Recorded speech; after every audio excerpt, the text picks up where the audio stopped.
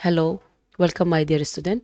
So today we will discuss about the protected monuments as well as non-protected monuments and part of the history, especially with the Ahom and also with the British. We'll be discussing that one. Okay. तो state protected monuments इन अरुणाचल प्रदेश में सबसे पहले आता है आपका दिजोंग। ये waste Kameng district में है और इसको 17th सेंचुरी में बनाया गया है। नाउ ये जो फोर्ट है इसमें रूइंस, स्पेशली रूइंस में जैसे आपका टूल्स हो गया है, या तो आपका पोट्री हो गया है ना, या तो आपका जो कॉइन्स लाइक स्ट्रक्चर्स हो गया है ना, ज़्यादातर स्पेशली टूल्स को लेके इसका टूल्स बेसिकली ये जो फोर्ट है इसको न्यूलोटिक फेज से ज्वाइन करता है और इसलिए आर्कोलॉजिकल एविडेंस में ज़्यादातर हम लोग दिरांग दिजोंग जो फोर्ट है उसको हम लोग archaeological evidence of Arunachal Pradesh में हम लोग पुट करता है। दूसरा हो गया आपका ताकलुंग दिजोंग, ये भी वेस्ट कामेंग डिस्ट्रिक्ट में है और ये फोर्ट भी 17th सेंचुरी का है। ठीक है। और इसमें भी आपका जो न्यूलोटिक फेस का इंस्ट्रूमेंट है, स्पेशली वेपन्स है, ये सब पाया गया है।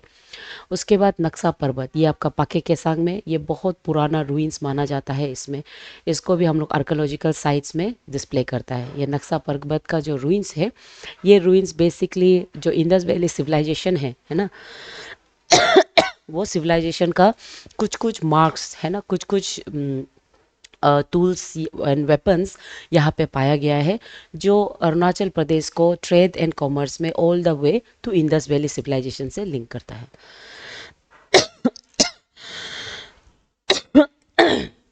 उसके बाद दूसरा है आपका इट्टा फोर्ट। इट्टा फोर्ट का जो रूइंस है ये बेसिकली चुटिया किंगडम का जो एक्सपांसन इन अरुणाचल प्रदेश में है उसको शो करता है। ठीक है। और मालनीतन, ये ruins of the 10 and 12 century जो लोअर सियांग में है, ये बेसिकली आपका एंशियन जो लिटरेचर है अरुणाचल प्रदेश के बारे में, जो रामायण और महाभारत में जो मेंशन है कलिका पुराण में, वो सब मालनीतन का रूइंस में पाया जाता है। विजयनगर, ये चांगलांग में है, ये एक स्तूपा फॉर्मेट में है जो बुद्धिज़्म का बिलीफ से रिलेटेड रूइंस है। महाबम सॉरी मनाबम, ये भी आपका मड फोर्ट रूइंस जो लोहित डिस्ट्रिक्ट में पाया गया है। उसके बाद तेम्बांगजोंग, ये भी आपका वेस्ट कामेंग में है। ये एंशियन 45 विलेज, मतलब ऐसा माना जाता था कि ये ऐसा रूइंस है जहाँ में शेल्टर है ना, रिफ्यूजी शेल्टर जैसे, मतलब रेस्ट शेल्टर जैसे रूइंस पाया गया है। ठीक है। So those are all state protected. अभी अनप्रोटेक्टेड मोनूमेंट्स क्या है, तो एग्जाम में कभी कभी आपको पर्टिकुलर मोनूमेंट्स दे सकता है, नेम ऑफ द साइज दे सके, आपको पूछा जा सकता है कि ये प्रोटेक्टेड है ना अनप्रोटेक्टेड है, इसीलिए नेम्स को फेमिलराइज करना बहुत ज़रूरी है। तो अनप्रोटेक्टेड, रिमेंबर, अभी जितना भी हम लोग, ये कम्प्लीटली फैक्चुअल्स होता है। ठीक है। तो जितना भी अनप्रोटेक्टेड मोनूमेंट्स है उसका नाम को आपको देखना है। जैसे सबसे फर्स्ट हो गया तावांग गोम्पा, ये अनप्रोटेक्टेड है मोनेस्ट्री, जो 16th और 17th सेंचुरी में आपका जो लेमार ग्यात्सो जो है वो बनाया है ना। उसके बाद लाग्याल गोम्पा, ये भी आपका मोनेस्ट्री है जो 17th सेंचुरी वेस्ट कमिंग में है। उसके बाद दिरकी जोंग, ये वेस्ट कमिंग में। तापासो, ये आपका ईस्ट कमिंग साइड में ओल्ड सेटलमेंट का रूइंस है। ठीक है। उसके बाद गुमसी रानी, ये तो सियांग डिस्ट्रिक्ट में है, ईस्ट सियांग में ओल्ड सेटलमेंट माना जाता है। हाथी दुबो, ये भी fort and settlement Lohit district में है। खाजू, ये लोहित डिस्ट्रिक्ट में है। ये भी चीदू चिमरी, ये आपका लोअर दिबांग डिस्ट्रिक्ट में है। ठीक है। तो फैक्चुअल है ये लोग, आपको सीधा पढ़ना है कौन सा डिस्ट्रिक्ट में है, कौन सा इलाका है। उसके बाद वार रम्पेट, ये बोंगल यांगपो यानी कि वार रम्पेट जो है, या में बैरिकेड जो वार समय में बैरिकेड्स बनाता था उसका रिमेन्स है, और ये आपका लोअर दिबांग वैली में है। उसके बाद वर्ल्ड वार 2 का जो सिमेट्री चांगलांग में, वो अभी भी बहुत प्रिवेलेंट है और टूरिस्ट स्पॉट भी है। उसके बाद उगलियांग गोम्पा, ये आपका तवांग में ही है। उसके बाद सो ग्लेनलिंग, ये भी आपका रूइंस ऑफ द गोम्पा, ये आपका तवांग में है। ठीक है। उसके बाद Chakzam iron chain linking bridge, recently ये न्यूज़ में आया है क्योंकि इसको मुक्तो एंड तवांग का जो ब्रिज है, iron bridge, it is more than 100 years और स्टिल भी इसको कम्युनिटी प्रिजर्व कर रहा है। तो इसको टेंजेबल इनटेंजेबल मतलब हेरिटेज के अंदर में इसको इंक्लूड करने के लिए मांग रखा गया है। उसके बाद क्वीन पैलेस ऑफ जेमितांग, जेमितांग बहुत ही स्पेशल प्लेस होल्ड करता है in for the Buddhist people, और ये भी तवांग में है। उसके बाद रॉक कट चेयर, ये भी आपका हिस्टोरिकली जो जेमितांग क्वीन का जो साइट है उससे रिलेटेड है और ये भी तवांग में है। ठीक है। उसके बाद base relief of the Lord Buddha, ये भी आपका तवांग में है, जेमितांग वैली में। उसके बाद दुमा चलांग कालाकटंग, ये आपका old settlement west Kameng district में है। जेंग दुजोंग, ये वेस्ट कामेंग में है। मत गोम्पा वेस्ट कामेंग में है। मेगालाइट्स ऑफ द सैरगांव, ये भी आपका ये मतलब वेस्ट कामेंग में है। नाउ मेगालाइट्स, मेगालाइट्स को लेके आर्कोलॉजिकल रूइंस में पूछा जाता है, क्योंकि मेगालाइट्स बरियल ये आपका मोहनजोदारो जो बरियल है ना, मोहनजोदारो यानी कि इंडस वैली सिविलाइजेशन में ऐसा बरियल देखा गया है। तो वही type of burial west Kameng में सेहरगांव में पाया गया है, which basically connects our archaeological evidence to Indus valley civilisation. और ये आपका मेंस का क्वेश्चन बन जाता है। ये ऑलरेडी पुराना जो सिलेबस, जब अरुणाचल सिलेबस में था, तो मेगालाइट बरियल यानी कि इंडस वैली सिविलाइजेशन का लिंक अरुणाचल से ये क्वेश्चन पूछा गया है। तो उसमें आप दिजांग दिजोंग हो गया, या तो मेगालाइट बरियल ऑफ द वेस्ट कामी सेरगांव हो गया, ये भी आप पुट कर सकता है इन द आंसर फॉर्मेट होगा। उसके बाद दिमाचांग बेटाली, ठीक है, ये भी आपका ओल्ड सेटलमेंट वेस्ट कामिंग में पाया गया है। शिवलिंग, ये लोअर सिबनसिरी में बिगेस्ट नेचुरल शिवलिंग माना जाता है। अपतानी वर्शिप स्टोन, लोअर सिबनसिरी में जो एक वर्शिप अपतानी फोक का स्टोरी के हिसाब से ये भी बहुत इंपॉर्टेंट है। टाई लुम्पी, यह भी एक हिस्टोरिकल कैप इन लोअर सिबनसिरी में है, ठीक है। पासांग, ये कुरुंकुमे डिस्ट्रिक्ट में है। Samtang Yangcha West Siang, rock art painting East Siang में पाया गया है, मेचुका में, ठीक है। उसके बाद पिलेन तुआंग मोनेस्ट्री, ये ओल्ड गोम्पा, ये दार्जिलिंग विलेज मेचुका में पाया गया है। उसके बाद काला यिंगजोंग, ये अपर सियांग में मोनेस्ट्री का रूइन पाया गया है टूटिंग में, ठीक है, अपर सियांग में। उसके बाद गेकर मोन्यूंग बेसिकली आपका जो एंग्लो आवर वार है उसका रिमेन्स है, उसका रूइन से ये पाया गया है। ngokong गोम्पा, ये आपका अपर सियांग में जो गोम्पा है उसका रूइंस पाया गया है। शिवलिंग टेम्पल, ये लोहित डिस्ट्रिक्ट में है। Ruins of the mud fort, ये भी आपका लोहित डिस्ट्रिक्ट में है, ठीक है। उसके बाद प्रीत नगर, ये चांगलांग में है। टेम्पल रूइन ऑफ द बोरदुआई, ये तिराप में। एंड नापा वांगची, ये भी तिराप में है। सो ये लोग बेसिकली ये तो आपका टेम्पल है, लेकिन नापा वांगची जो वहाँ का जो वांगची क्वीन है उसका ग्रेवियत माना जाता है, होगा। उसके बाद megaliths of the Borduria, megaliths of the Borduria Tirap district में पाया है। तो ये मेगालाइट्स है ना, मेगालाइट का फीचर जो मतलब उससे सिमिलरिटीज है, तो ये लोग को आप इंडस वैली सिविलाइजेशन के साथ लिंक करते हुए आप एग्जाम्पल के फॉर्मेट में लिख सकता है। So these are the names of some of the non protected monuments of Arunachal Pradesh and also protected state protected monuments, ठीक है। Now let's see the medieval period में फिर से हम थोड़ा सा अहोम के बारे में देखेगा। Dominance of the Ahom, Ahom dynasty जो असम में नियरली 600 ईयर्स रूल किया है, from 1228 AD to 1826 AD. They have significantly, वो लोग का इन्फ्लुएंस नॉर्थ ईस्ट का, specially North East Frontier Agency है ना, पहले ट्रैक कहा जाता था तो हम ट्रैक नाम यूज़ करेगा, नॉर्थ ईस्ट फ्रंटियर ट्रैक, उसमें बहुत इन्फ्लुएंस हुआ है, इसी से अरुणाचल प्रदेश निकला है ना। सो हिस्टोरिकल सिग्निफिकेंस में बहुत सा information, specially in the book like Ahom Buranjis में क्रोनोलॉजीज रिलेशन, क्रोनोलॉजीज जो आपका political relationship between Ahom and tribal hill के बारे में वो बताता है, स्पेशली अरुणाचल के बारे में। और यही बुरंजीस में हम देखेंगे कि किस तरह से ईच डिफरेंट ट्राइब्स के साथ कैसा रिलेशनशिप रखा है अहोम। तो अहोम और अरुणाचल के प्रदेश यानी कि अरुणाचल प्रदेश के ट्राइबल के बारे में पढ़ने से पहले हम थोड़ा देखेगा कि अहोम कैसे इस्ताब्लिश हुआ है।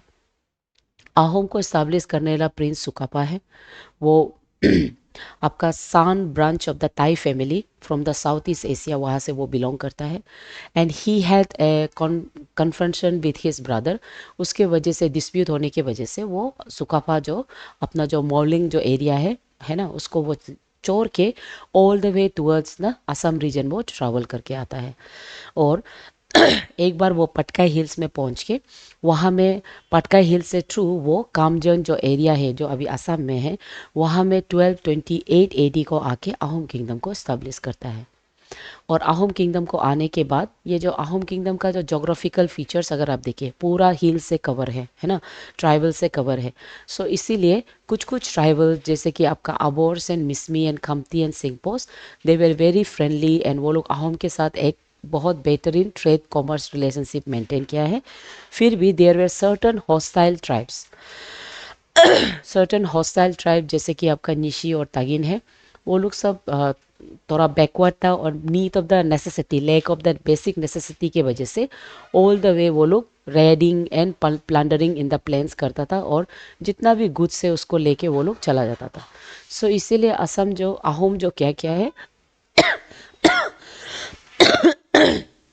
अहोम जो policy of reconciliation and persuasion वो ट्राई किया है, जिसमें वो राइट्स एंड कंसेशन देता है ना, कंसेशन जैसे कि पूसा और उसके बाद कटौती सिस्टम, ये सब वो लोग इंट्रोड्यूस किया है कि इस तरह से प्लंडरिंग या तो कोई भी रेडिंग का इंसिडेंट ना हो।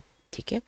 सो अभी उसके अलावा असम अहोम का किंगडम जो जहाँ जहाँ रिक्वायर्ड है वो लोग हमेशा वहाँ पे फोर्स यूज़ करके अपना सब्जेक्ट और अपना जो ऑर्डर है उसको मेंटेन कर सका है। ठीक है। सो अभी हम लोग देखेगा कि ये पूसा सिस्टम क्या है। पूसा सिस्टम को इंट्रोड्यूस करने वाला प्रताप सिंह था और प्रताप सिंह इसको इसलिए इंट्रोड्यूस किया है क्योंकि इट वाज नेसेसरी कि ये जो फ्रंटियर ट्राइब्स है, स्पेशली जो दफला हिल से जो निकलता है, अभी हम दफला हिल यूज़ कर रहा है लेकिन अभी हम लोग उसको निशी हिल बोलता है, निशी हिल साइड से जो निकलता है वो लोग बेसिकली रेडिंग प्लंडरिंग करता था। तो उसमें वो क्या करता था, पूसा सिस्टम से एक काइंड ऑफ पेमेंट वो बनाता था ताकि जितना भी दोर्स होता है वो लोग को वो रेड करने से मतलब बाय ऑफ देयर रेट, मतलब वो लोग को रेट नहीं करना है, इंस्टेड वो कुछ रिमिटेंस जैसे या तो कुछ रूमिनेंस जैसे वो पे किया जाता था। ठीक है। तो ऐसे करने से क्या होता था, आपका जितना भी ट्राइबल्स है वो लोग आके कभी भी लूटपाट नहीं करेगा होगा। तो posas were paid to Bhutias, Akas and Nishis, है ना, लेकिन सब हिल्स को वो पे नहीं किया। जैसे आबोर लोग के साथ वो कभी भी पूसा सिस्टम नहीं था क्योंकि आबोस लोग के साथ वो लोग का ट्रेड एंड कॉमर्स का रिलेशनशिप था, इसको आपको याद करना है। ठीक है। उसके अलावा दूसरा है institute of Katakis. Katakis were considered as the seal man. ठीक है, हम कोटोकीज को सील मैन कहा जाता है, सील मैन डिप्लोमेट्स भी हम बोल सकते हैं। ठीक है, they were considered as seal man diplomats जो बोथ द ट्राइब्स के बीच में नेगोशिएशन करता था। ठीक है, they were considered as go between यानी कि इंटरमीडिएट्स, जो आपका अहोम और फ्रंटियर ट्राइब्स के बीच में किया जाता था। They used to negotiate between both the tribes. तो कोटोकीज लोग ज़्यादातर channel of communication between the tribal and the Ahom kingdom होता था और इसी के थ्रू से कोटोकीज का हेल्प के थ्रू से पूसा विद द निशीस लोग को भी मेंटेन कर सका है। और आदि के साथ सीधा कोटोकीज के साथ कन्फ्रंटेशन तो नहीं था, लेकिन आदिस का जो सब ऑर्डिनेट्स था, है ना, मिशिंग जिसको मीरीस कहा जाता था, वो मीरीस लोग आदि का ऑन बिहाफ में अहोम के साथ वो रिलेशनशिप को मेंटेन करता था। ठीक है। सो अभी हम लोग अहोम का विद फ्रंटियर ट्राइब्स किस तरह का रिलेशनशिप रखा है उसको हम लोग देखेगा। जैसे आकाश और अहोम का रिलेशनशिप, आका बहुत ही relatively small tribe in the northern northern of the Char Duar वहाँ में पाया जाता था, Norton hills of the Char दौर। एंड आकाश लोग को बेसिकली रूसो कहा जाता था। ठीक है। तो वो लोग को दो क्लैन में डिवाइड किया जाता था, द रूसोस एंड द कापास, सॉरी द टीफ्स एंड द कापास चोर हजारिकास, मतलब रूसोस। ठीक है। आका को हम लोग रूसो एंड कापास चोर, यहाँ पे एडिशन थोड़ा गलती है, वेरी सॉरी, कापर्स चोर होगा, कापर्स चोर बोल के ये दोनों को डिवाइड किया जाता था।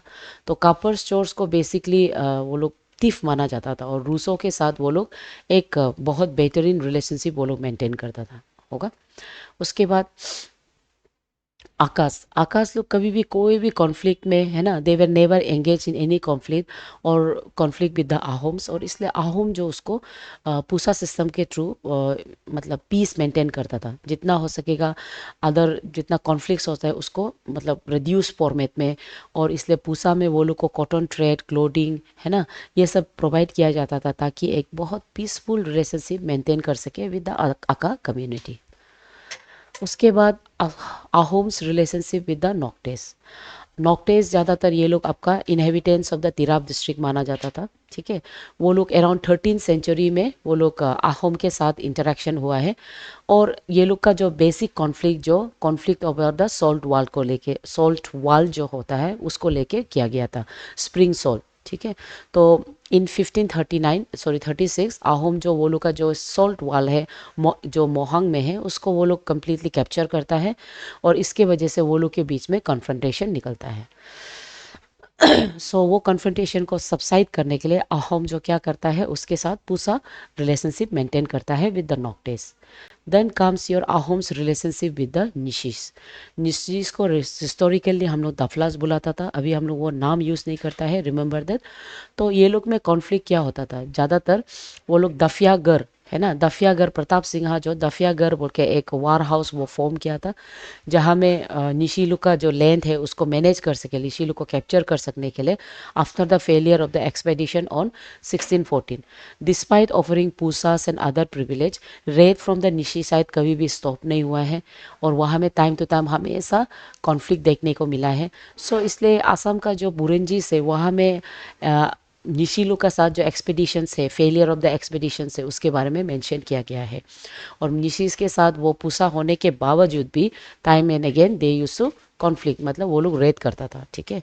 उसके अलावा Ahoms relationship with the आदिस. Ahom और आबोर का रिलेशनशिप कब होता है, जब एनेक्सेशन ऑफ द सुटिया किंगडम इन 1523 होता है. अहोम जब सुटिया किंगडम को एनेक्स करता है, तब उसका फर्स्ट टाइम वो आदिस यानी कि अबोर के साथ उसका मिलाप होता है. तो अवोस लोग को वो special grant over the fish and gold in the river उसको देता है. उसमें अवोस लोग के साथ कोई पूसा सिस्टम नहीं है, उसको याद रखिए. लेकिन आदिस लोग जो होता है वो लोग एनुअल ट्रिब्यूट आपका अहोम को देता था in exchange of recognisation of their sovereignty over the river resources. क्योंकि सियांग का जो रिवर रिसोर्सेज है उसका पूरा कंट्रोल ये आदि के पास था, और आदि चाहता था कि कभी भी अहोम उसको डिस्टर्ब ना करे. तो डिस्टर्ब नहीं करने के लिए वो एनुअली अहोम को पे करता था. That's it, that was their relationship. Next Ahom का रिलेशनशिप विद द मिसमिस. ठीक है. अहोम जो मिसमिस जैसे कि इदूस है ना, तारोंग्स एंड मीजिस, इसके साथ आपका and also this Mishmis they live towards the east side of the Adis. और अहोम ये लोग के साथ सबसे पीसफुल रिलेशनशिप मेंटेन किया है. They were known as Mishmis were known as the traders, और बहुत ही significant trade and commerce relationship Ahom के साथ रखा है. तो वो लोग का जो conflict during the reign of the Ram Dhiraj Singha के समय में पहली बार कॉन्फ्लिक्ट राइज होता है. वो कॉन्फ्लिक्ट क्यों होता है, क्योंकि मिसमी एक अहोम प्रीस को किल करता है. उसके वजह से जितना भी मिसमी लोग के बीच में और अहोम के बीच में वो कन्फ्रंटेशन होता है. ठीक है. उसके बाद अहोम्स रिलेशनशिप विद द खमतीस.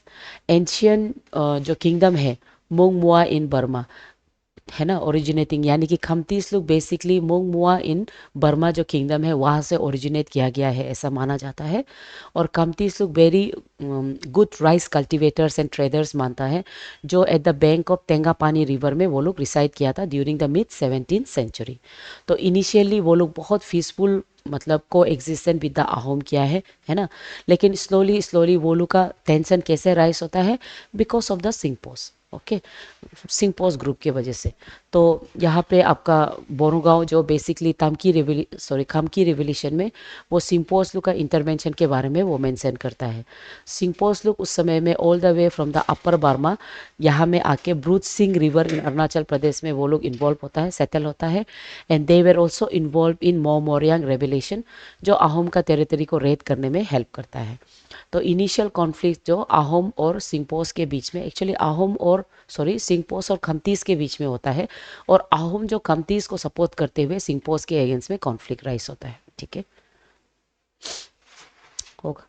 उसके बाद दूसरा मोरियन रेवोल्यूशन. मोरियन रेवोल्यूशन वो लास्ट रेवोल्यूशन है, ट्राइबल रेवोल्यूशन, जिसके चलते ब्रिटिश जो आसाम यानी कि अहोम के एरिया में इंटरवेंट करता है, और उसी से ब्रिटिश का एक्सपांशन पूरा नॉर्थ ईस्ट में देखने को मिलता है.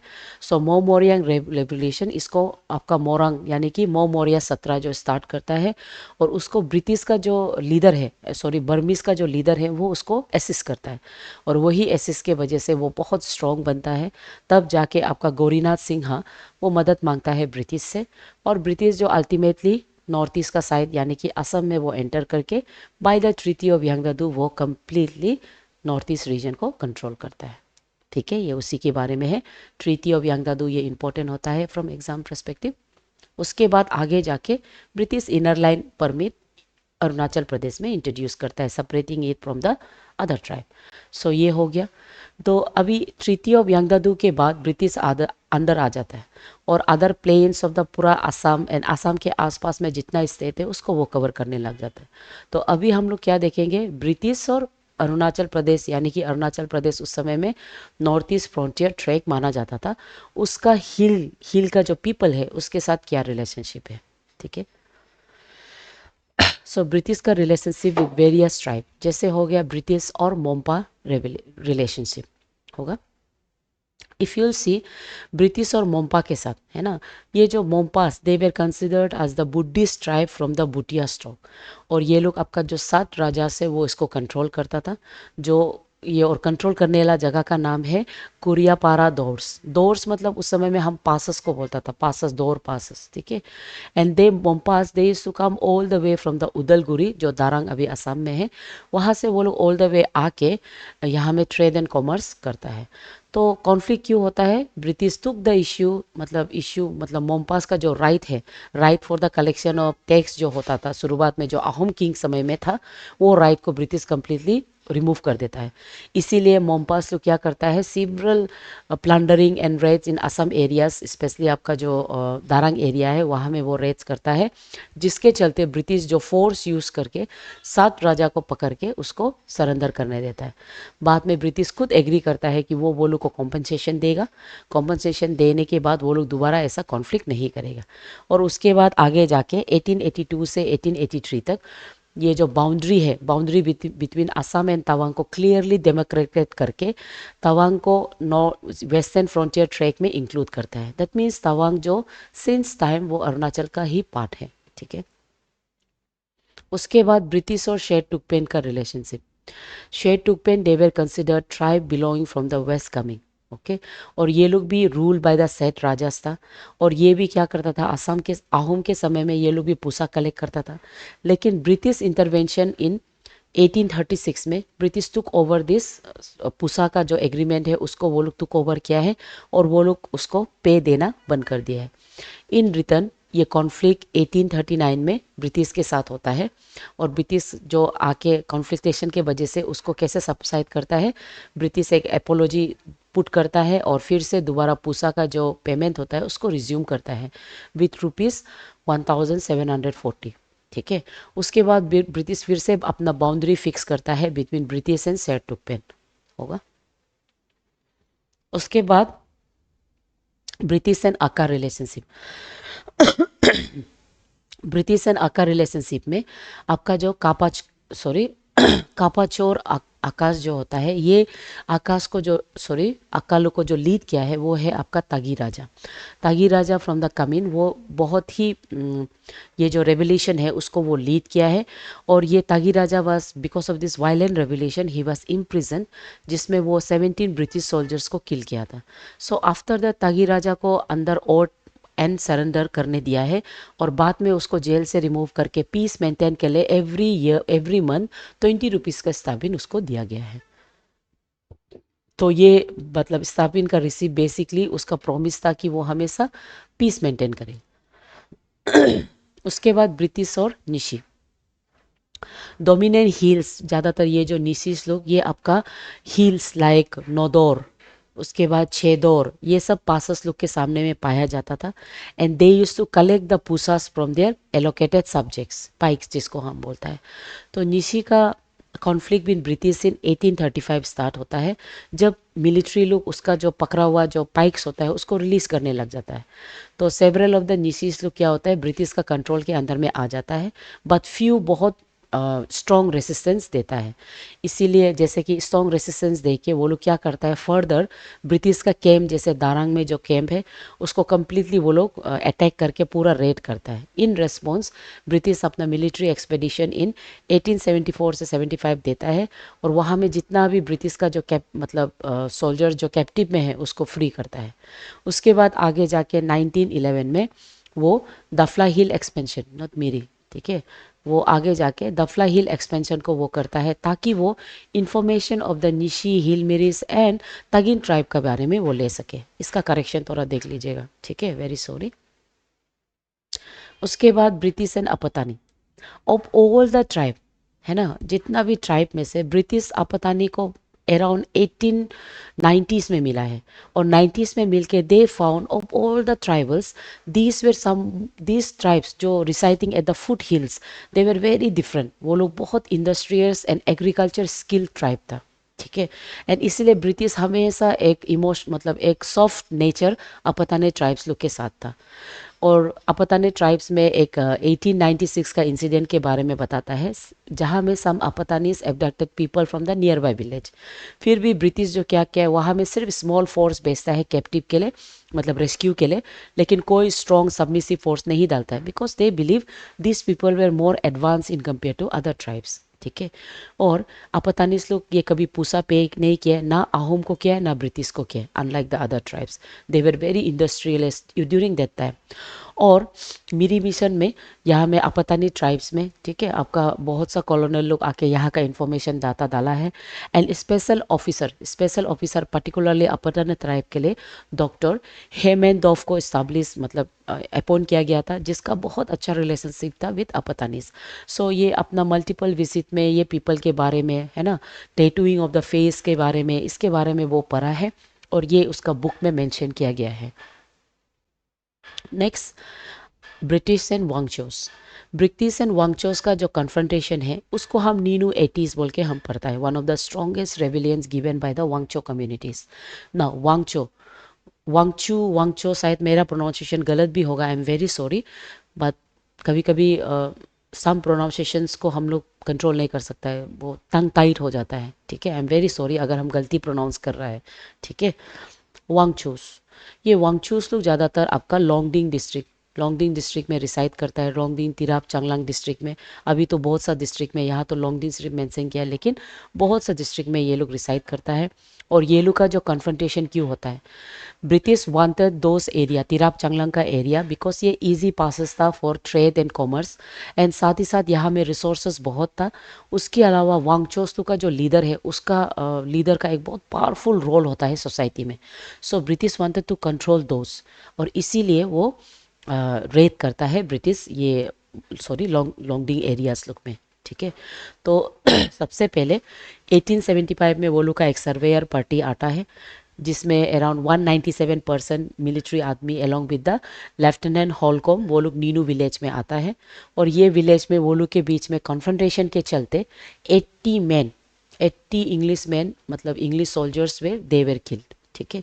सो इसीलिए इसको दे वर किल्ड, और उसके वजह से ब्रिटिश क्या करता है, मिलिट्री एक्सपेडिशन सेंड करता है वांगचो विलेज में, और वो लोग को कम्प्लीटली ग्राउंड तक ये करता है, डिस्ट्रॉय कर देता है।